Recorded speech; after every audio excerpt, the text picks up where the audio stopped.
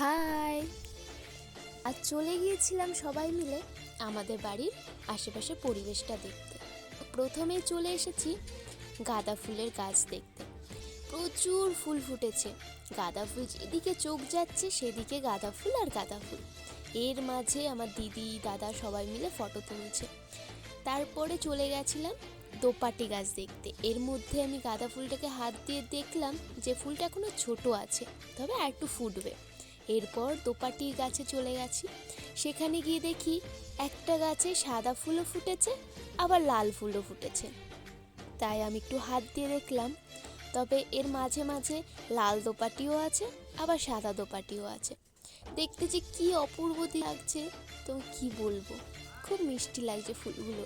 মনে হচ্ছিল কি তুলি, তবে গাছে ফুল থাকলে যে সৌন্দর্য লাগে এটা অন্য কিছুতে না। তারপরে চলে গিয়েছিলাম জবা ফুল দেখতে।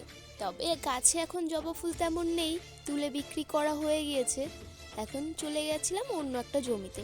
সেখানে দেখছি গাঁদা ফুলও যেমন আছে, তেমনি সবজির চারাও আছে। এই পাশে পাতাকপি লাগিয়েছে কাকু লম্বা একটা সারিতে।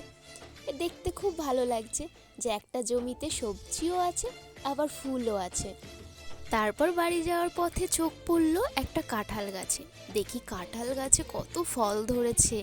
একটা ছোট্ট গাছ, যাতে এত ফল দেখে একটু আশ্চর্যই হয়েছি, তবে দেখতে খুব ভালো লাগছে।